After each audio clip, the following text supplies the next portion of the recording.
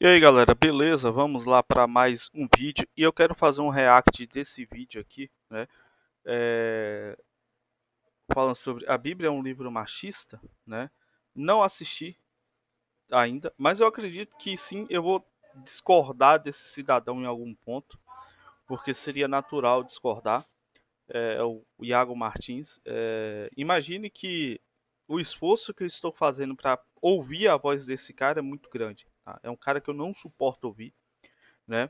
É o típico, não estranhe que daqui a alguns anos, tá? Ele vai seguir ali o caminho, talvez de um Kleber Lucas, de um René Kivitz da vida, tá? Hoje dá uma mudança absurda. Não duvide disso, tá? Não duvide que esse cara vai chegar a esse ponto, né? É o típico calvinista arrogante que acha que entende de Bíblia porque simplesmente ele deixa de usar a Bíblia para usar autores extra bíblicos, né? E fala como se os caras fossem autoridade. É o tipo do cara que adora Calvino, sabe? Que venera e tudo mais, né? É o cara que vai criticar o catolicismo pela tradição, mas faz exatamente a mesma coisa, né? Fala só as escrituras, mas tá longe, distante dela. Esse tipo de cara. E como ele tá virando um cara muito mainstream, né? É um cara que é chamado por todo mundo, é um cara que é bem visto, né? Por canais grandes, por programas de TV, então por aí tu já tira que o cara, ele tá deixando de servir a Deus, né? Ele está tentando servir a dois senhores, mas ele só vai poder agradar um nesse processo. E eu duvido que é a Deus que ele vai agradar, que ele esteja agradando nesse momento, né? Ele já falou muita besteira, muita coisinha, né? Tenta pagar de politicamente correto. Foi uns aí que criticou muito o Bolsonaro por conta das vacinas, né? E por aí vai. Criticou pastores que não queriam fechar as igrejas, né? Ele foi um desses caras aí, né? Pandêmicos. Então, não é de se estranhar que em algumas posições ele vai tentar, não, veja bem, a Bíblia não é machista, olha essa mulher, ela era líder. E a gente vai desmistificar aqui com certeza alguma fala dele, tá? Eu já abri um texto aqui em Juízes que vai falar de Débora, porque eu só vi aqui menos de um minuto de vídeo e ele acaba citando Débora, tá? E eu sei que ele vai falar besteira acerca de Débora. E, pessoal, quando você tem na Bíblia o tempo todo Deus usando os seus servos, né? E aí você tem uma mulher que é usada ali, alguma coisa tá estranha, não é estranho? Você quebrar uma coisa que estava indo bem e você colocar algo totalmente absurdo. E Deus não é Deus de confusão, e é o mesmo Deus que vai dizer em Isaías, se eu não me engano, capítulo 51, eu esqueci agora. Nem sei se é Isaías ou se é Jeremias. A gente vê isso. Mas é onde ele fala que eu acho que é Isaías mesmo, tá? Algumas profecias do tempo do fim, e um dos castigos que Deus manda sobre o povo, né, sobre o seu povo, é exatamente ser governado por mulheres e por crianças. Então, Deus ele não muda em suas posições. A questão de Débora, a questão de Uda é um negócio muito simples. Israel estava em um ponto de degradação moral tão absurdo, que os homens se acovardaram ao ponto de Deus ter que chamar uma mulher, e isso era humilhante. E Deus lança isso em rosto deles mais à frente, dizendo né, é, que é um povo que é massacrado e que é governado por mulheres. Então não é um mérito. Agora, é claro que Débora teve sua importância, e Débora teve sua importância por não usurpar aquela posição. E o cara fala isso aí, ele poderia ter olhado muito bem Jesus e os apóstolos. Por que Jesus não chamou nenhuma mulher? Ele vai falar, a cultura da época. Que eles falam isso. Não, porque a cultura. Jesus está preso à cultura. Jesus que rompeu com os judeus, ele está preso à cultura? Sério? Como é que Jesus está preso na cultura se vocês usam Débora e Uda como exemplo no Antigo Testamento? Que Deus faz diferente. O que Jesus não fez? Não tem nada a ver uma coisa com outra. Foi e é vergonhoso para a história deles uma mulher tá ali tomando um papel que era para um homem fazer. Esse é o ponto, esse é o fato, tá? Então vamos lá. Você tem vontade de aprender teologia? Tem desejo de se aprofundar na palavra de Deus para ter mais Cursinho, e principalmente curso de teologia, não gaste R$ 1 com isso, tá? firmeza, segurança na fé e até para poder entender mais do chamado do Senhor para sua vida. E o mais importante, Esse papo de chamado do Senhor para sua vida. As pessoas. Eu estava até conversando com isso essa semana. Você sabe qual é o problema das pessoas? As pessoas gostam de se sentir especial e achar que de alguma forma Deus está metendo um dedinho na vida dela para conduzir as coisas. Não funciona dessa forma, tá? se você quiser realmente saber interpretar corretamente a palavra de Deus, eu tenho um convite para fazer a você. Quero te convidar para conhecer o Bacharel Livre em Teologia do Nascido de Novo. Curso com mais de 80 matérias, mais de 50 bônus. Seu certificado, Senhor, mais aqui embaixo. Existem vários livros na Bíblia que a gente não sabe quem escreveu também. Ah, é? Quem escreveu o livro Ele vai começar com as bizarrices, quer ver? de Esther? Talvez tenha sido Esther. A gente não sabe, né? É verdade. Agora, assim, era mais difícil mulheres serem letradas. Esther entra nas crônicas, né, nas histórias. Não é importante quem escreveu o livro de Esther, porque Esther está narrando uma história da época do povo hebreu, uma história bem específica. Ela não tem cunho teológico, doutrinário nenhum para a gente. Então, ele usa esse gancho para tentar justificar uma outra parada bizarra ali na frente, tá? Naquele período, não é? Se liga. Não pena, obviamente, mas era mais comum que isso aí é mais de ideias de estudiosos revisionistas da Bíblia, moderninhos, né? homens escrevessem mesmo. Agora, a gente não pode ter certeza. Ninguém sabe quem escreveu a Epístola aos Hebreus. Há quem diga que foi Ó, que ele Priscila. vai meter. Era uma mulher que era ligada ao... Quem diz que é Priscila? Nunca existiu isso na história de dizer que supostamente Priscila. Se você coloca aqui agora, ó, quem escreveu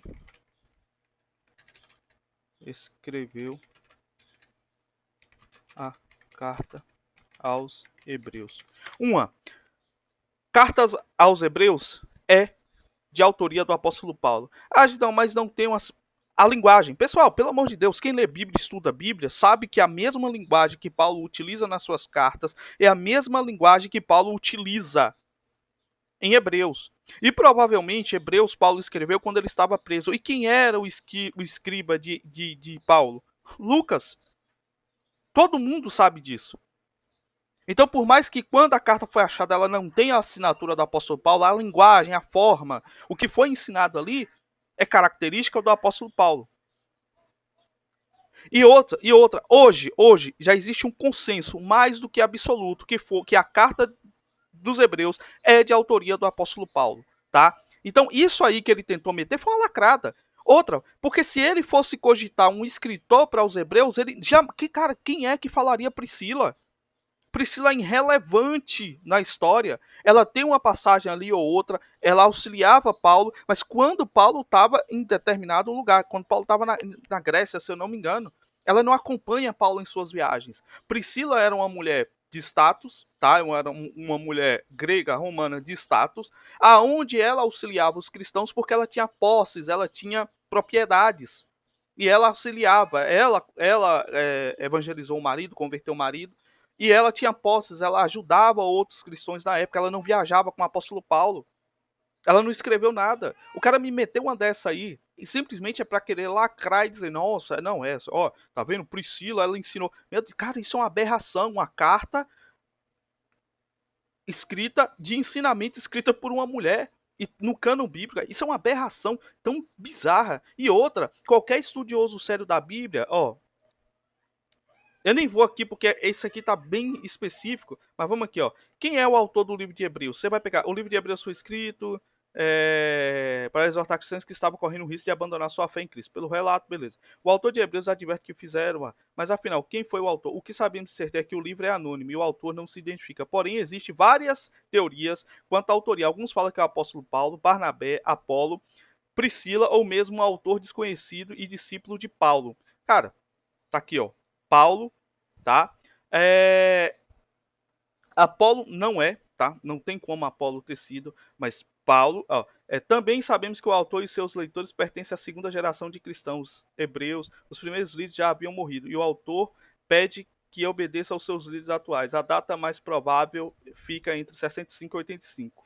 Os pais da igreja em geral são nossa grande referência e historicidade bíblicas. Porém, quanto à autoria de Hebreus, eles não oferecem testemunho unânime ou convincente. Tertuliano afirma que Barnabé foi quem escreveu. Tertuliano, tá? Tertuliano viveu por volta de 160 a 220. Apesar de pouca evidência para essa conclusão, é plausível acreditar na autoria de Barnabé.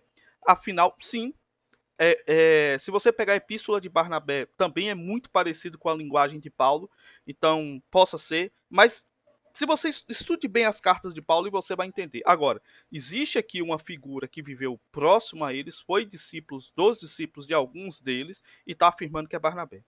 Afinal, ele é um contemporâneo do apóstolo Paulo, com um grande ministério e recebeu o nome que significa Filho da Consolação e Exortação. Logo, ele poderia ser responsável pelo presente palavra de exortação. Sendo levita, se você pega a epístola de Barnabé, que é uma epístola ok, não entrou no cano, mas ela é aceita dentro ali de alguns livros, é uma linguagem muito mais pesada, ele é muito mais agressivo com a questão judaica do que o apóstolo Paulo. Ou seja, eu não acredito realmente que tenha sido Barnabé, mas, vamos dizer, a fala de Tertuliano tem um peso. Vamos lá, Chipre. Sendo judeu de Chipre, possivelmente teve profundo contato com os ensinos helenistas e filósofos, o judaísmo alexandrino, com os quais tanto o escritor de Hebreus possui muita familiaridade. Paulo também, né? Outra questão é que se foi alguém que se converteu imediatamente após Pentecostes, possível referência em Hebreus, foi influenciado pelo ensino de Estevão. Ensino não tem lógica isso, tá? Não tem, porque precisava ser uma pessoa muito profundamente conhecedor das Escrituras. E eu não vejo outro ali, a não ser o apóstolo Paulo. Tá? Escrituras e Antigo Testamento, muito conhecedor de forma profunda. Tá? Se não foi o apóstolo Paulo, Barnabé, mas outro, Clemente de Alexandria e Orígenes diziam que Paulo foi o autor. Tá? Clemente de Alexandria, 150 a 200 depois de Cristo, 85, Orígenes, 85 a 254. Dois nomes de extremo peso aqui, Clemente e Orígenes, que foi Paulo o autor. Em Alexandria houve uma forte tendência de ligar Paulo ao livro de Hebreus, ainda que bastante indiretamente. Clemente sugeriu que Paulo escreveu Hebreus em hebraico e Lucas traduziu, que é a teoria mais aceita, como eu falei lá no início, é isso aqui, ó, que Lucas foi quem escreveu o livro, tá? Porque obviamente ele foi achado em grego. Orígenes pensava que os originais fossem do apóstolo Paulo, ainda que não a forma escrita e a linguagem final. É isso aqui, ó, linguagem final. A possível autoria paulina contribuiu muito para receber a autoridade apostólica e a falta dessa autoridade poderia manter o livro de Hebreus fora do cânon sagrado. Consequentemente, muitas cópias vieram com o título de A Epístola de Paulo aos Hebreus, que é o que eu acredito piamente, né? E está aqui Clemente Alexandria. Como eu falei, pessoal, se vocês analisar, tá, Tertuliano ele acredita que foi. Por quê? Entenda qual é a questão. Tertuliano, provavelmente ele vinha dessa linha, tá? De Barnabé. Porque se você pegar os escritos de Tertuliano, Tertuliano batia muito nos judeus. Então, com certeza, ele não que Paulo não batia, mas assim, Barnabé chegou a ser considerado antissemita, tá? Por conta disso. Então, Tertuliano, ele segue bem essa linha, tá? Tertuliano tem uns escritos bem pesados acerca dos judeus. Já Clemente e Orígenes, eles têm mais proximidade com o apóstolo Paulo. Porém, existe forte evidência contrária à autoria paulina na Epístola de Hebreus. Inclusive, vamos ver essa forte evidência. Apoiado por estudiosos, tá? Estudiosos contemporâneos, fuja desses caras, tá? Existem grandes diferenças de estilo entre Hebreus e as demais cartas de Paulo. Não, cara, eles não vão apontar, mas não leia as cartas de Paulo e Hebreus depois para vocês analisarem. Por exemplo, Hebreus apresenta Jesus como sumo sacerdote e sua obra terrena como um cumprimento de um ritual sacrificial do Antigo Testamento, o que encontra poucos paralelos nos demais. Mas não é a intenção. Paulo, a carta aos Hebreus é direcionada aos Hebreus, mostrando quem é Cristo, como as profecias se cumprem em Cristo. Quando Paulo vai tratar da cristandade, ele já está falando do comportamento cristão, do futuro. Então, não sei como eles querem fazer esse tipo de ligação. Ao mesmo tempo, muitos assuntos e argumentos recorrentes nas cartas de Paulo estão ausentes em Hebreus. Mas a intenção da carta de Hebreus é clara. É mostrar para os hebreus que Cristo é o sacrifício verdadeiro, que Cristo é a nossa Páscoa e tudo mais. Em questões semelhantes são e tipo assim, tudo que em Hebreus é tratado sobre não voltar ao sacrifício, sobre um novo sacrifício, né, um sacrifício pelo sangue de Cristo, Cristo redimido dos pecados, Cristo é o nosso alvo, Cristo é o Cordeiro Pascual, tudo isso Paulo trata em suas cartas. Né, a transição da lei, o fim da lei física terrena, mosaica, para a lei de Cristo, a lei de Deus, tudo isso é tratado nas cartas de Paulo. Quanto às diferenças doutrinárias, o tratamento de fé e a visão escatológica do capítulo 12 e o uso do código mosaico e o conceito do santuário são os principais elementos. Existe uma forte evidência interna no texto, pois Paulo sempre destaca sua posição como apóstolo e testemunha ocular de Cristo ressuscitado. Gálatas. Tá bem. No entanto, o autor de Hebreus afirma que recebeu a mensagem de outros, pelo que ouviram. Paulo não poderia ter escrevido Hebreus exatamente naqueles anos que ele estava fora do ministério aprendendo com os outros? Porque é isso que demonstra. Esse último fato é para alguns estudiosos e argumento definitivo para descartar Paulo como autor aos Hebreus. Compare Hebreus 2. Deixa eu ver aqui. Mandando só um versículo aí fica difícil, né? Com Gálatas 1:12, 2 de 8 a 9, né? Eu procuro aqui, deixa eu ver. Hebreus 2:3. O que diz Hebreus 2:3? Vamos ver. Gálatas. Vou botar aqui mesmo a CF. Como escaparemos nós se negligenciar tão grande salvação? Essa salvação, primeiramente anunciada pelo Senhor, foi nos confirmado pelos os que a ouviram. Porque não recebi nem aprendi de homem algum. Mas, não. Não tem nada a ver uma coisa com a outra. Não tem nada a ver uma coisa com a outra. Esse texto aqui não distrai. O que Paulo está falando em Gálatas aqui, vamos para o capítulo todo. Qual foi o outro texto? 2, de 8 a 9. Paulo, da parte dos homens e todos os irmãos que estão comigo na igreja de Galácia. Tipo, essa revelação de Paulo aqui, essa revelação aqui agora, e todo o assunto tratado em Gálatas é exatamente muito dos pontos de abandonar o judaísmo que está em Hebreus. Só que essa é uma revelação aqui para os Gálatas, não significa que é essa mesma revelação aqui. E sim, e sobre muitas coisas Paulo aprendeu ouvindo dos outros apóstolos, tá? O que Paulo fala que recebeu do Senhor, como na noite que ele foi traído, eu recebi do Senhor, né? Ele vai falar da questão da ceia e tudo mais. Então, assim, um texto não invalida o outro. Quer dizer, esse texto aqui não prova que não é Paulo aqui, tá? Isso aqui ele está falando de um assunto, esse aqui é outro assunto. A Cartas de Gálatas está falando de um assunto, sim, e que vai remeter a muita coisa de Hebreus. Você pode cruzar isso aí. Eu fiz várias leituras do livro de Hebreus, tem aí no canal, se eu não me engano. E aqui ele está falando de um assunto, exatamente de um assunto que não é o mesmo assunto de Gálatas. Agora, vamos para Gálatas. Deixa eu ver aqui.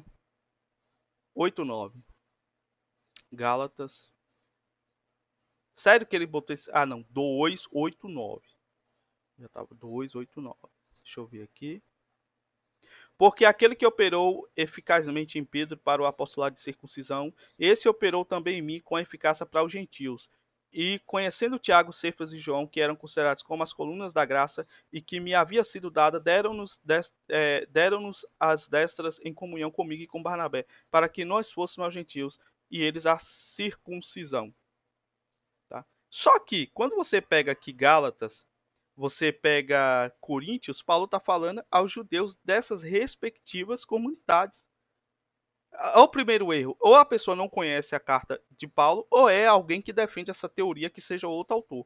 Porque as cartas de Paulo, exatamente, principalmente Gálatas, se você pega aqui Gálatas capítulo 3, se eu não me engano, ele vai falar exatamente da descendência de Abraão e tal, ele está falando com quem? Ó, sois vós tão insensatos que, tendo começado pelo Espírito a cabeça na carne, né, ou quem vos fascinou para não obedeceis à verdade, perante os olhos de quem Jesus Cristo foi evidenciado crucificado entre vós. Só quiseram saber isso. Aí Paulo vai começar a falar aqui e ele vai falar, ó, para que a bênção de Abraão chegasse aos gentios por Jesus Cristo. Ele está falando com os judeus.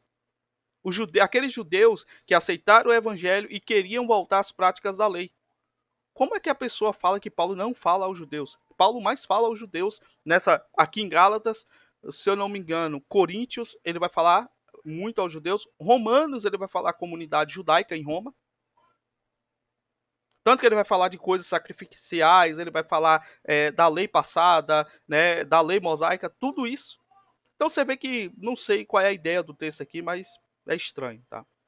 Priscila é um nome proposto para resolver a questão. Ela, juntamente com seu esposo Áquila instruíram Apolo, Atos 18, 26, mas Priscila não pudera ter escrito Hebreus, porque no original grego, em Hebreus 11, 13, o escritor usa um particípio com uma terminação masculina, quando fala de si mesmo. Certamente me faltará tempo para referir o que há a respeito de Gideão.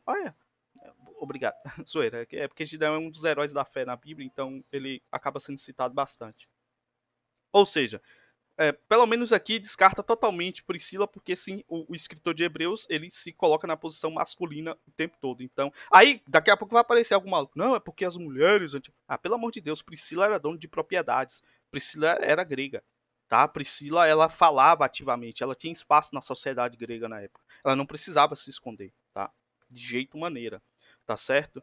E pegar uma passagem dessa que instruíram Apolo, tá, tudo bem, os passos iniciais. Paulo recebeu os passos iniciais da pregação do evangelho de Ananias. Depois, o que é que Pedro estava falando? Pedro, que foi chamado diretamente por Jesus, o que é que Pedro estava falando? Paulo tem coisas difíceis, pontos difíceis de entender que os indoutos tossem. Ou seja, Pedro caracterizava os ensinos de Paulo como coisas difíceis, que muita gente tosse. Entendeu? Então isso aqui não quer dizer muita coisa, porque Priscila e o seu marido ensinou e tal, e é só um destaquezinho que dá. E obviamente, né, é no sentido masculino. Então você vê que o cidadão, ele cita isso de uma forma totalmente irresponsável, sem chegar aqui como eu fiz agora com vocês e ver algum estudo, algum ponto que possa refutar tais pontos, tá? Muitos consideram bíblicos simplesmente reconhecem que um autor desconhecido, mas quem possuía forte influência do apóstolo Paulo no sempre eles vão rodar isso. Pode ter sido Apolo, mas pode ter sido fulano, mas nossa, tem muita influência de Paulo aqui. É porque foi Paulo, pessoal. Foi Paulo. Talvez na hora de transcrever, quem transcreveu isso, tá? Que sim, isso é um consenso. Não foi Paulo que escreveu, as palavras são dele, mas não foi. Provavelmente Lucas. E Lucas não tinha influência judaica. Ele possa sim ter mudado alguma forma de escrita, tá? Que deixasse mais difícil de você chegar lá. Agora, que com certeza é mais crível acreditar que foi o apóstolo Paulo realmente que proferiu as palavras de Hebreus, isso é um fato, tá? Mas vamos voltar aqui. Então vocês já perceberam que falar que Priscila, cara, nem era para ter sido citado Priscila como autora, tá? Como uma suposta autora. Não era, isso já foi descartado. Isso, com certeza, se a gente for investigar mais profundamente de onde surgiu essa ideia de Priscila, coisas mais modernas, autores aí que tentam, né, tirar essa... não, que a Bíblia não é machista. Ou, sim, pessoal, tem pessoas esquerdistas, pessoas progressistas que interpretam a Bíblia, tá? Tem linhas de estudos sobre isso. E são as traduções que são consideradas ruins da Bíblia, que são essa turma aí, tá certo? Então não estranhe. Os apóstolos, por exemplo. Né? Então, assim, existe possibilidade de mulheres serem escritas. Agora, a gente não sabe. Não existe nenhuma... Não existe possibilidade nenhuma, meu filho. Não existe possibilidade, porque não há esses escritos. A mulher lá, autora e tal. Mas as mulheres tinham um certo destaque dentro do ambiente cristão também. Existe Áquila e Priscila, então tem uma mulher que era ligada aos apóstolos, que era uma missionária, que pregava. Quem tinha mais destaque? Maria Madalena, Isabel, Marta. Para que citar só Priscila e Áquila? Existia uma juíza Priscila no Antigo Testamento, a Débora, que era uma líder civil. Maria. Bom, ele falou, Débora era o quê? Vocês ouviram? Débora era líder civil, tá bom? Certo, Débora era líder civil. Vamos lá para Juízes. Depois da morte de... Juízes capítulo 4. Depois da morte de Eude, mais uma vez os israelitas fizeram o que o Senhor reprovava. Assim o Senhor os entregou na mão de Jabim, rei de Canaã, que reinava em Azor. O comandante do seu exército era Cícera, que habitava em Arosete-Agoim. Os israelitas clamaram ao Senhor porque Jabim, que tinha 900 carros de ferro, os havia oprimido cruelmente durante 20 anos. Débora, uma profetisa, mulher de Lapidote, liderava Israel naquela época. Tá? Débora, uma profetisa, mulher de Lapidote, liderava Israel naquela época. Ela se sentava debaixo da tamareira de Débora, entre Ramá e Betel, nos montes de Efraim, e os israelitas a procuravam para que ela decidisse suas questões. Débora mandou chamar Baraque, filho de Abinoão, de Quedes, em Naphtali, e disse: O Senhor, o Deus de Israel, lhe ordena que reúna 10.000 homens de Naphtali e Zebulon e vá ao monte Tabor. Em primeiro lugar, Débora está a serviço de Deus. E isso vai ser explicado um pouco mais à frente, tá? E aí não é Débora que reúne um exército, não é Débora que vira a Joana d'Arc, tá? Lembre-se, Débora tá aqui, ainda destaca o marido dela. Débora, mulher de quem? De Lapidote. Isso é muito importante. Débora não toma a frente de nada. Ela tá ali passando mensagens para o Senhor, porque ela era uma profetisa. Na época não tinha, né, Israel estava sob domínio, não tinha líderes dentro de Israel. Israel estava entregue à idolatria. Débora mandou chamar Baraque e ela diz o que? O Senhor Deus de Israel lhe ordena. Tá? Agora, por que Deus não mandou ela? Já pergunte aí, tá? Ele fará que Cícera, o comandante do exército de Jabim, vá atacá-lo com seus carros de guerra e tropas, junto ao rio Quizon, mulher, e os entregará em suas mãos. Baraque disse a ela: se você for comigo, irei, mas se não for, não irei. E aqui já entra a primeira, né? Isso aqui é um tipo de idolatria, porque Baraque acreditava que a força estava com Débora. Olha o que Débora responde. Deus mandou ele ir. Ele fala: não, eu não vou. Eu só vou se você vier comigo. Ao que Débora responde: está bem, irei com você, mas saiba que por causa do seu modo de agir, a honra não será sua, porque o Senhor entregará Cícera nas mãos de uma mulher. Cara, vocês entenderam agora qual foi o castigo de Baraque? Vocês entenderam agora? Deus mandou ele ir. Deus deu a honra a ele para ele ir. E o que foi que ele fez? Isso aqui ele duvidou. Quer dizer, se der errado para mim, você morre também, Débora. Suponhamos isso. Ele duvidou, porque por quê? E Débora ir junto? Deus ia garantir mais com Débora, menos com Débora? Não, Deus mandou você ir, vá. Ele disse que não ia.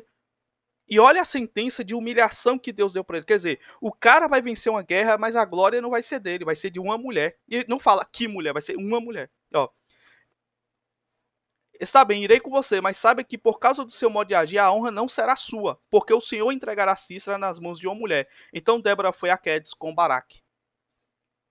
E outra, por que não foi a própria Débora essa mulher super honrada? Porque não era a intenção de Deus de honrar Débora, porque isso seria lógico. A intenção de Deus aqui é humilhar Baraque, porque Baraque duvidou. Ó, onde ele convocou Zebulon e Naphtali, 10.000 homens o seguiram, e Débora também foi com ele. Ora, o queneu Eber se havia separado dos outros queneus, descendentes de Robade, sogro de Moisés, e armou a sua tenda junto ao carvalho de Zanim, perto de Quedes. Quando disseram Cícera que Baraque, filho de Abinoão, tinha subido ao monte Tabor, Cícera reuniu seus 900 carros de ferro e todos os seus soldados de Arosete Agoim, ao rio Quizon. E Débora disse também a Baraque: vá, este é o dia em que o Senhor entregou Cícera em suas mãos. O Senhor está indo à sua frente. Então Baraque desceu o monte Tabor, seguido por 10.000 homens. Diante do avanço de Baraque, o Senhor, pela espada, derrotou Cícera e todos os seus carros de guerra e seus exércitos. E Cícera desceu do seu carro e fugiu a pé. Baraque perseguiu os carros de guerra e o exército até Arosete Agoim. Todo o exército de Cícera caiu ao fio da espada, não sobrou um homem só. Cícera, porém, fugiu a pé para a tenda de Jael, mulher do queneu Eber, pois havia paz entre Jabim, rei de Azor, e o clã do queneu Eber. Jael saiu ao encontro de Cícera e o convidou. Essa aqui é a mulher que mata Cícera, tá? Mata de uma forma bem covarde. Tudo humilhação para o homem, covardia. Venha, entre na minha tenda, meu senhor, não tenha medo. Ele entrou e ela o cobriu com um pano. Estou com sede. Tem até um quadro sobre isso, né? Disse ela: por favor, me dê um pouco de água. Ela abriu uma vasilha de leite feita de couro, deu-lhe de beber e tornou a cobri-lo. E Cícera disse à mulher: fique à entrada da tenda, se alguém passar e perguntar se há alguém aqui, responda que não. Entretanto, Jael, mulher de Eber, apanhou uma estaca na tenda e um martelo e aproximou-se silenciosamente, enquanto ele, exausto, dormia um sono profundo, e cravou-lhe a estaca na têmpora, até penetrar o chão, e ele morreu. Tem até, se eu não me engano,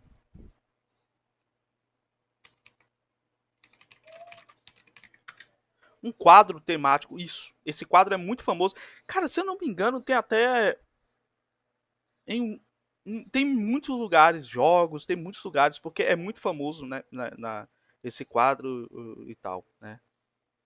Esse quadro é muito famoso. É um dos quadros mais famosos que existe, é esse aqui. Mas vamos continuar a leitura? Baraque passou a procurar Cícera e Jael saiu ao seu encontro. Venha, disse ela, eu lhe mostrarei o homem que você está procurando. E entrando ele na tenda, viu ali caído Cícera morto, com a estaca atravessada nas têmporas. Naquele dia Deus subjugou Jabim, o rei cananeu, perante os israelitas, e os israelitas atacaram cada vez mais a Jabim e o rei cananeu, até que os destruíra.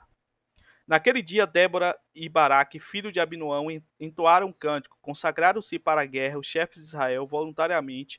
O povo se apresenta, louvem ao Senhor, ouçam os reis governantes, escutem, cantai ao Senhor, cantai, comporei músicas ao Senhor, ao Deus de Israel. O Senhor, quando saísse de Seir, quando marchasses desde os campos de Edom, a terra estremeceu, os céus gotejaram e as nuvens despejaram água. Os montes tremeram ao Senhor. Tem algum texto aqui que vai falar sobre a questão da mulher. Nos dias de Sagar, filho de Anate, nos dias de Jael, as entradas estavam desertas. É isso. Já tinha desistido dos caminhos, tal. E Jael, obviamente, como honra, ela é citada no canto, tá? Já tinham desistido os camponeses de Israel, já tinham desistido até que eu, Débora, me levantei. Levantou-se uma mão em Israel. Quando escolheram novos deuses, a guerra chegou às portas e não só havia um escudo ou lança entre 40.000 de Israel. Meu coração está com os comandantes de Israel, com os voluntários entre o povo, louve o Senhor. Vocês, cavalga e tal. Desperte, Débora, desperte, desperte, irrompem, cântico, beleza. Vamos lá. Deixa eu ver aqui. Aqui é um canto bem gigantesco. Aqui, Jael seja a mais bendita das mulheres, Jael, mulher de Eber, e o Queneu. Seja ela bendita entre as mulheres que habitam em tendas. Ele pediu água, ele deu e tal. Ela estendeu a mão e apanhou, beleza, aos seus pés.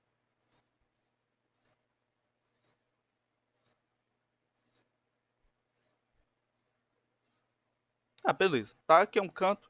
Então, vocês percebem aqui que o fato de uma mulher ser honrada em um canto em Israel foi um motivo de humilhação para um rei, ou um futuro rei, que rejeitou fazer exatamente do jeito que Deus pediu. E toda vez que alguém rejeita fazer do jeito que Deus pediu, existe uma humilhação muito grande, tá? Então, assim, e beleza, passou esse período aqui de Débora, que foi um dos períodos mais negros da história de Israel, tá? Que foram 20 anos de escravidão. Qual foi a outra mulher juíza? Tá, tem Uda, mas Uda tem uma passagem muito mais curta do que Débora. É uma regra? Quer dizer, se você for analisar aqui, ó, você bota aqui, ó, quantos juízes houve em Israel, tá? Eu acho que vai estar aqui no período dos juízes. Quem foram os juízes de Israel? Eu queria ver quantos. 1, 2, 3, 4, 5, 6, 7, 8, 9, 10, 11, 12, 13, 14. E só teve uma mulher. Uda era uma profetisa, tá? Ela não foi juíza. A realidade é essa. E só teve uma mulher por um motivo. Se você for ler um pouco antes, o período antes de Sangar, ali em Juízes, acho que é Juízes capítulo 1, 2, até 2, 3, até chegar no 4, não. É isso mesmo. Até o 3, você vai perceber a degradação absurda, a falta de atitude dos homens, e aí Deus pega e chama Débora, que foi a única mulher disposta. Agora, me pergunto, por que depois não teve mais mulher? Simplesmente.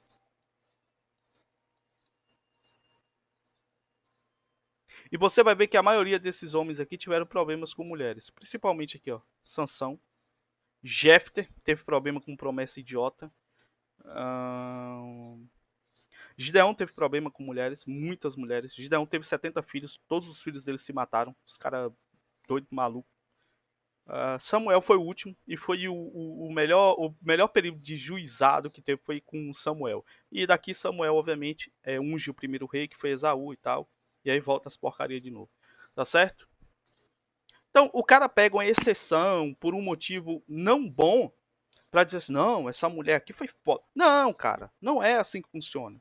Tem que ter o contexto da Bíblia, por que as coisas aconteceram. E aí, se você vai para Isaías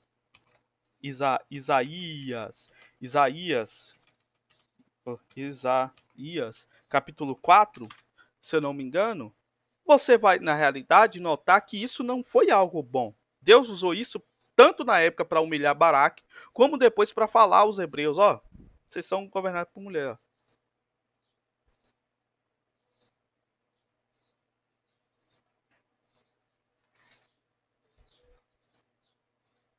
Naquele dia, 7 mulheres agarrarão, então Isaías capítulo 3, tá?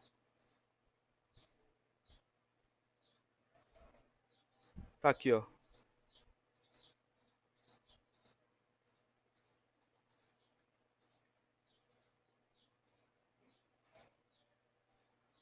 Vamos aí, viu? Ó, meu povo é oprimido por uma criança. Aqui pode estar falando de um período específico dessa época, onde um rei de 8 anos reinou. E eu acho que foi o filho de Salomão.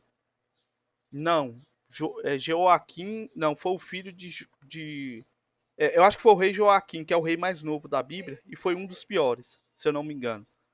É isso. É porque é muita coisa, eu não estou lembrado. Ó. Meu povo é oprimido por uma criança, mulheres dominam sobre eles. Gente, aí você lê o texto. Meu povo e os seus guias o enganam e os desviam do caminho. Isso aqui não é um termo bom. Isso aqui não é bom para o Senhor. Isso aqui não é. O Senhor toma o seu lugar no tribunal, levanta-se para julgar os povos. Tá? Mas ai dos ímpios, pois tudo e mal terão a retribuição pelo que fizerem em suas mãos. Você olha, todo esse texto é um lamento, é sentença de punição contra Israel. Todo esse texto de Isaías aí termina lá no final, que vai culminar no milênio. Tá? No milênio não, um pouco antes do milênio. Tá? Que é o fim dos tempos. Mas isso aqui não é algo bom. Né? O meu povo é oprimido por uma criança, mulheres dominam sobre ele. Ou seja, é uma criança que é dominado por mulheres. Eu acho que é o rei Joaquim. Eu esqueci agora o termo, mas não é Joaquim normal, não. Entendeu? Esses detalhes do texto ele não vai falar para vocês, porque fica bonito, dizer, era uma mulher. Mas foi uma permissão de Deus. Era o ideal do povo? Não. Maria é a mulher mais importante do cristianismo, né? De onde nasceu Deus, encarnado. Maria, não só Maria, né? Maria, Sara. Tanto que quando o apóstolo Paulo vai falar de quem as mulheres devem ser filhas, afiliadas, é da própria Sara. Quando ele vai. Pedro fala isso, Pedro, o apóstolo Pedro, quando ele vai ensinar como as mulheres devem se portar. Né? E assim como Sara chamava Abraão de Senhor, assim deve se portar as servas, né? Que era As filho de Jesus. cristãs. Então, a gente tem um cenário que mulheres são muito valorizadas no Novo Testamento. Lembre que a gente vive que Mulheres são muito valorizadas. Não são valorizadas e nem desvalorizadas. São tratadas como parte da igreja. o Novo Testamento foi escrito no contexto que alguns teóricos do direito romano vão argumentar que o marido tinha autoridade de matar a esposa se quisesse. O quê? Pater era o direito à honra, era a honra da família. Ele não é, famílias era isso. Eles tinham autoridade de matar os filhos, isso é inquestionável. Tá. Qualquer criança Beleza. que nascesse, só você não que gosta, você joga do alto da ponte, bota no monturo de lixo flamejante. Né? Não era só isso, não. Era por desonra, tá? Não era tipo assim, o cara tinha direito de matar a mulher. Não.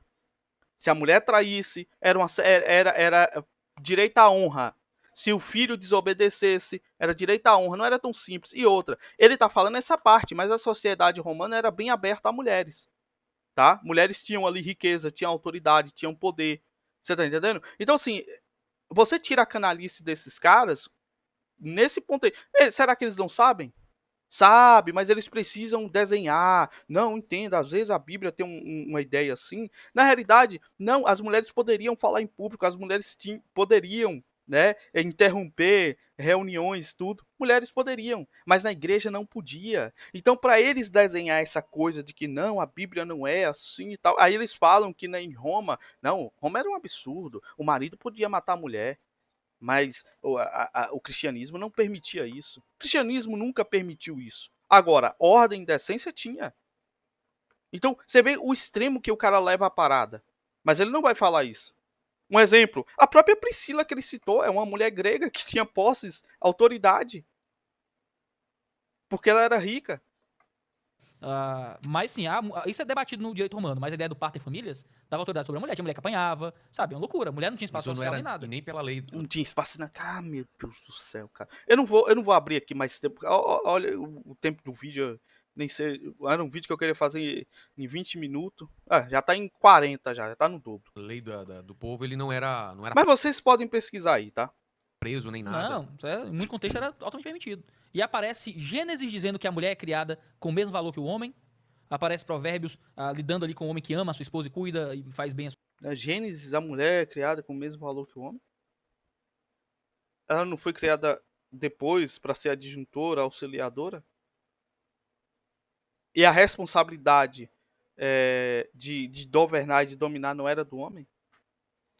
Véi, esse cara. Tá que pariu, o cara doente. Aí o cara vem me usar as safadezas de Salomão como um exemplo. Não, ali é Salomão com uma das mulheres, das 1000 mulheres que ele tinha, meu filho. Não use Salomão como referência de como o homem deve tratar a mulher. Ou você quer que eu posso ter 30 mulheres, Iago? Você vai concordar isso? Então não usa Salomão, pô. 1000 mulheres, não usa Salomão, pelo amor Sua de Deus. esposa. Aparece Paulo dizendo para o homem amar a sua mulher, para morrer por ela, se entregar pela sua. Tá. E o restante do texto? Hã? E a mulher obedecer o marido? Hã? E a mulher não servir de escândalo? Hã? E a mulher, ela vai ser santificada e salva, purificada, se ela for uma boa esposa, se ela cuidar do marido, cuidar do lar e ter filhos. Hã? Essa parte você não vai falar, né, filhão? Você não Sua vai falar. esposa. Tem gente que lê o cristianismo é muito machista. Não. Ah, não vai falar. Obviamente. Um vagabundo. É um vagabundo, manipulador. Ele não vai falar. Mas, cara, vê só, o que é que, num contexto em que homem. Né? O homem dá vida pela mulher, assim como Cristo dá à igreja, e a mulher faz o quê? Assim como a igreja é obediente e obedece a Cristo, assim como Cristo é o cabeça da igreja, a mulher deve tudo obedecer aos vossos maridos. Isso aí ele não vai falar, pessoal. Você vê a canalice de um cidadão desse? Homens poderiam matar suas esposas. É. Paulo tá dizendo, você deve morrer pra sua mulher. Cara, que fora de contexto, o cara pega a cultura romana, quer misturar com a...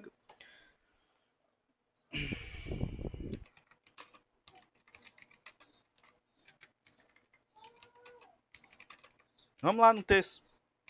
Eu tenho que ler, né, pessoal? Eu sei que vocês acreditam que eu não tô mentindo acerca do texto, pô. Ah, meu Deus do céu. Mas eu vou ler aqui, tá? Efésios capítulo 5. Eu tenho que abrir aqui mesmo, Efésios capítulo 5.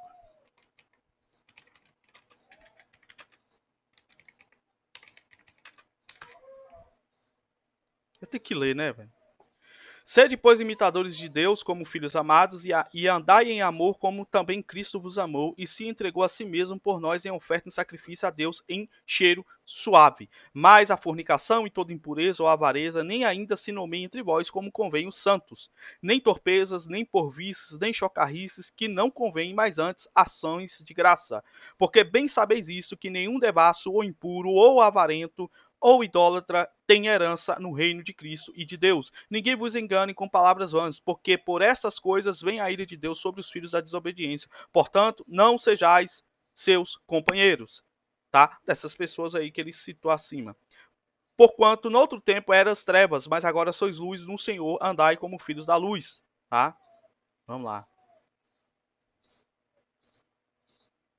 Vamos ler aqui. Eu vou pular logo para não demorar tanto. Ó. Vós, mulheres, sujeitai-vos a vossos maridos como ao Senhor. O texto começa assim. Essa parte começa assim. Vós, mulheres, sujeitai-vos a vossos maridos como ao Senhor, porque o marido é cabeça da mulher, como também Cristo é a cabeça da igreja, sendo ele próprio o salvador do corpo. Como é que o corpo se salva? Se sujeitando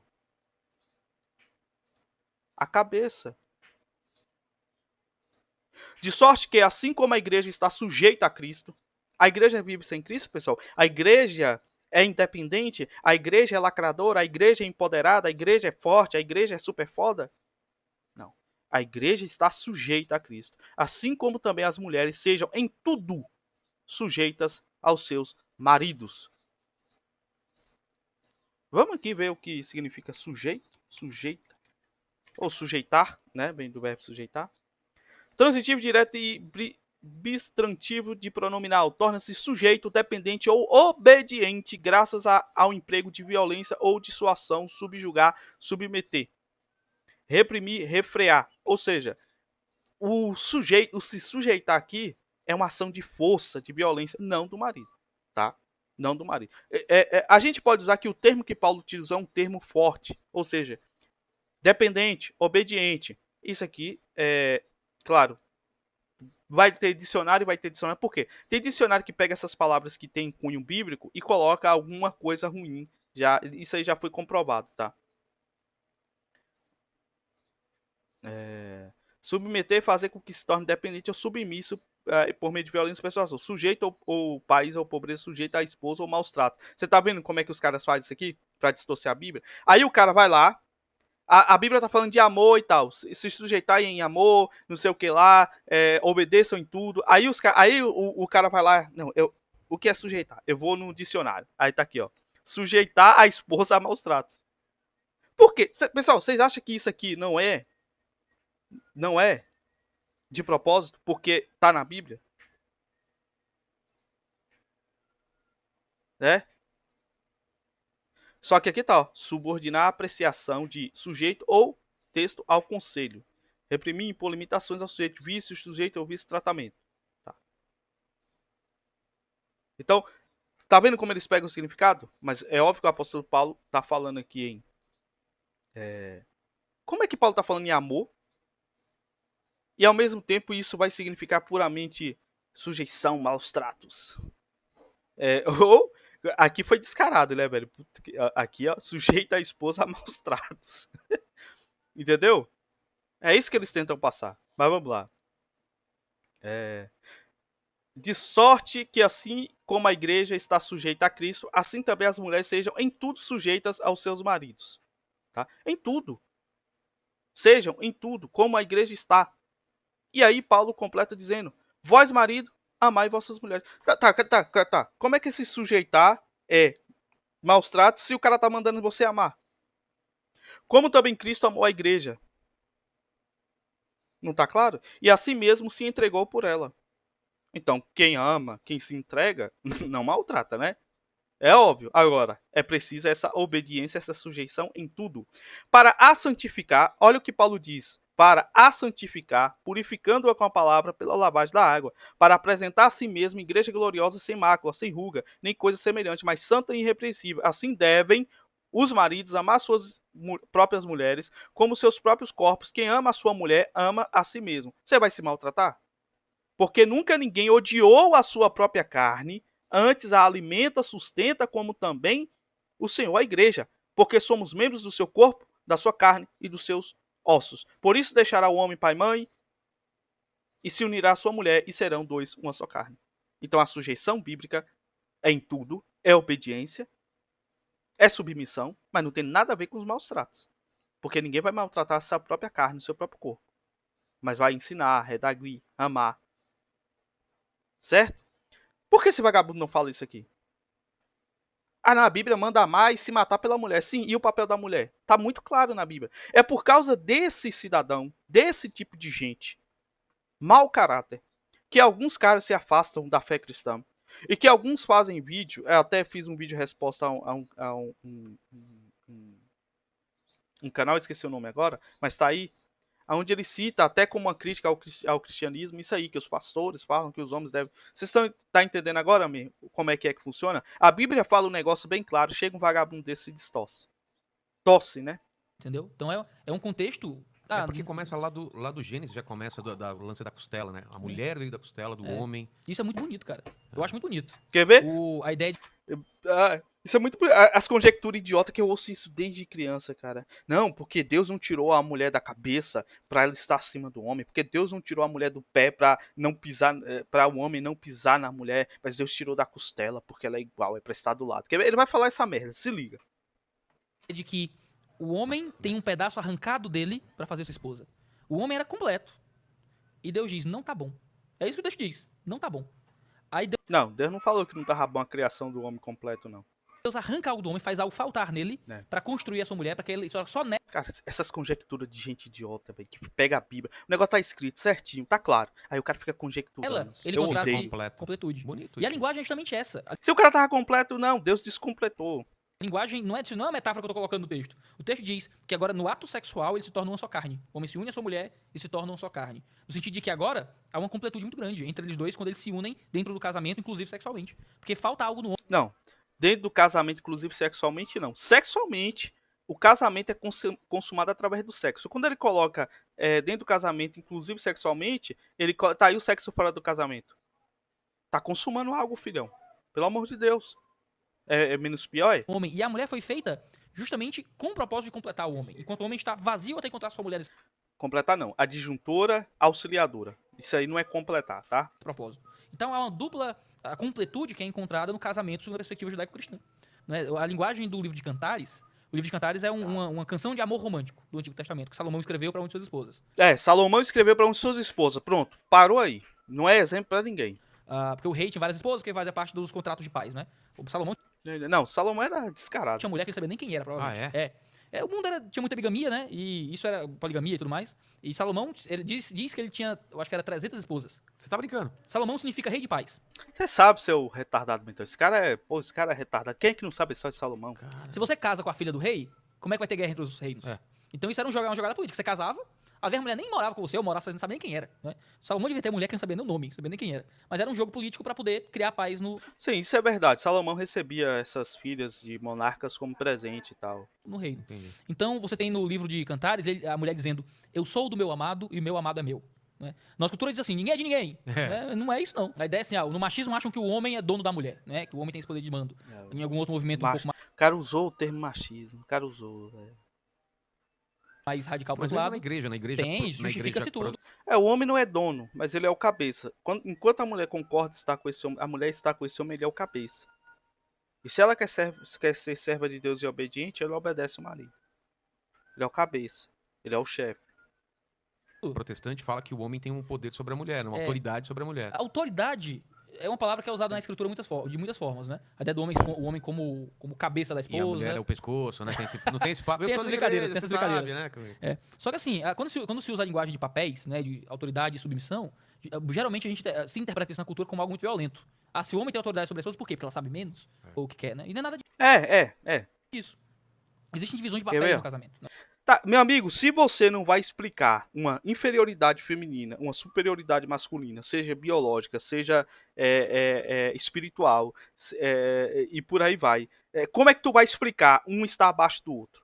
Me explica, arrombado. Eu tenho um ódio desses caras que tentam nivelar as coisas por uma questão muito lógica, não, filosófica, não é lógica. A lógica seria uma inferioridade biológica e espiritual. Isso é lógico. Agora o cara tentar, não, é porque, sei lá, Deus quis assim, é um acordo, né? Um acordo. Ó, mulher, você vai ser submissa e o homem vai ser o cabeça. Não faz sentido. Aí a mulher pergunta, por quê? Por quê? Se a gente é igual. Ela vai dizer assim, né? Por quê? Se a gente é igual. Não, porque você confunde, você complica as coisas. É simples. Biologicamente a mulher é inferior, porra. É simples. Né? Por exemplo, filhos, a linguagem que é usada para filhos é de obediência. A linguagem usada para mulher é de submissão. São duas coisas diferentes. E submissão é uma palavra que pode ser No nosso contexto, muito pesada. soa forte, né? É, muito Submisso, forte. né? E tal. Só que naquele contexto, por exemplo, Não, soa forte quando você sabe o significado. Submisso. Não é assim que funcionam as coisas, seu idiota. a ideia de sermos submissos uns aos outros aparece dentro da igreja. Dos cristãos serem submissos uns aos outros. Né? A ideia da mulher ser auxiliadora. Você vê que o cara ele fica ali, velho, sambando pra explicar o negócio. Não, é obediência, cara. Na realidade, submissão não é nem obediência. Submissão é além de obediência. É muito mais forte, de fato. O cara fica tentando. Não, veja bem, não é assim. Que aparece também em Gênesis, a gente tem Deus como auxiliador de Israel aparecendo também. Então não eram questões de tirar. O cara vai botar alguém auxiliando como submissão. Deus submissa a Israel. Cara, quanto mais o cara fala e ele tenta explicar, mais ele se complica, percebeu? O valor da mulher. Meu Mas era Deus da do céu. diferença de papéis dentro do casamento, de que o homem ele tinha um papel de cuidado Tá, mas por que a diferença existe, filho? É uma questão biológica e espiritual, meu filho. em liderança. A ideia é um sacrifício, ele toma a frente. Se tu ouve um barulho à noite em casa, quem é que desce pra ver? Aí o cara vai me dar aqueles exemplos do homem sacrificial. É assim, pra eles, o homem ser o cabeça e a mulher ser submissa, a mulher ela senta numa cadeira como rainha e o cara se fode pela mulher. É assim, quando eles querem passar a ideia de submissão, é o homem servindo a mulher. Entendeu? Eu. Não é você, não é Minha sua mulher, mulher. minha mulher é maior que eu. Eu já falei pra ela, vai você. Não, Ou você acha que a bala do bandido só mata a mulher? Mata homem não quer também. que você vai. É porque ela é inferior? É porque ela sabe menos? Ou porque você É. assumiu uma postura de liderança Deve- física e proteger sua família? Cara, não faz sentido porque o cara assumiria essa postura se outras pessoas podem assumir por ele. Porque naturalmente na história da humanidade o homem ele assume isso, o homem fisicamente é mais forte. É por uma questão de criacional, é uma questão biológica, é uma questão espiritual, é uma questão que Deus criou as coisas assim. Não é porque o homem escolheu se fuder, caralho, porque não é tão simples o homem deixar essa posição. Não tem nem como. Meu Deus, velho, esse cara é doente, bicho. Exatamente. É o que se espera. Que é o que eu faço. Né? Eu coloco ela pro lado de dentro da calçada. Isso, essas coisas. Você Tipo, tem, você E é quase automático que o cara faz isso aí. É automático porque é biológico, velho. O cara proteger a mulher é o biológico. bandido vem, você se bota na frente. um navio tá afundando. Mulheres e crianças Mulheres e primeiro. crianças. Isso é machismo? Não, não, isso é só sanidade. Pela sobrevivência. A Isso. mulher tem capacidade de gerar filhos e tal. E Pois é, crianças Não, porque tão- não viveram ainda a vida e tal. exatamente. Então, assim, a gente vive numa cultura em que existem diferenças que Deus impõe. A mulher, o homem tem um pênis, a mulher E essa questão de salvar a mulher é tão biológico também, porque um homem pode engravidar diversas mulheres e tal, aquela coisa. Então o homem, do ponto de vista biológico, se torna mais descartável. tem uma vagina, existe um corpo diferente, né? Que gera até mesmo fragilidade diferente. Por que, é que o homem não é estuprado? Tão comumente. O homem não é estuprado. Puta que... O cara me meteu essa, cara. Ah, meu Deus. Vocês assistiram antes que eu levantei os dados aí, né? Principalmente quando se trata de criança e infância, homem é tão estuprado quanto mulher. E sim, homem adulto é estuprado também. Eu falo de estupro de homem, né? Mas geralmente são outros homens estuprando homens na cadeia ou coisa assim. exatamente. Uma mulher Não, cara, não. Não, homem é estuprado por mulher também.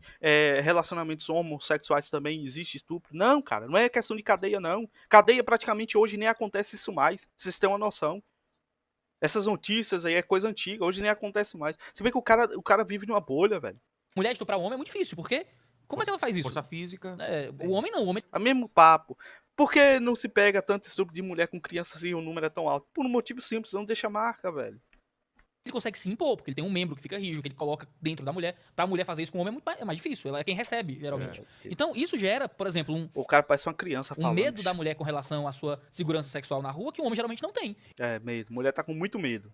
Arreganhando o rabo aí pra todo mundo ver na rua em todo canto. Medo. Eu não saio na rua à noite com medo de ser estuprado. Eu saio com medo de ser assaltado, assassinado, mas estuprado não é uma coisa. Para as mulheres isso existe. Mulher sai o quê, pai? Mulher nem pensa nisso, seu retardado. Fica com esse Porque argumento existe uma feminista. diferença física que gera nelas essa fragilidade maior em termos de receber força sexual contra elas. Isso faz com que a gente também... É porque é mais fraca mesmo fisicamente, rapaz. Não é só sexual, não. Rapaz, cara doente, velho. Puta que O pariu. homem tem que se impor fisicamente para a proteção das mulheres nesse sentido. Exatamente. A testosterona sei. faz a gente ter mais força física, por exemplo. Né? E os nossos corpos funcionam de forma Estrutura diferente. óssea e tudo mais. Somos diferentes. E nessas diferenças, Mais forte, velho. Fala logo. Porra. Deus dá papéis diferentes. A mulher procria, eu não consigo procriar. Eu posso querer dizer meu... Tá, a mulher não é um verme, não, filho. Não é um ser hermafrodita que procria sozinho, não, seu merda. E ainda fica 9 meses ali, basicamente, os finais ali inúteis ali, que precisa do auxílio, porra. Pelo amor de Deus. Ah, os caras falam de gravidez de mulher dar à luz como se mulher fizesse isso assim por osmose. Ela respirou, aí eu falo, hoje eu quero ter filho. Aí ela engravida e tem. Ah, pelo amor de Deus, pô. Meu Deus, eu quero muito ter um menino crescendo no meu bucho. Por mais que minha barriga lembre muito uma grávida de 7 meses, não vai ter uma criança aqui. Aqui só tem cuscuz, não tem criança. Né? E eu posso querer de todo jeito, eu quero muito, e não vai dar.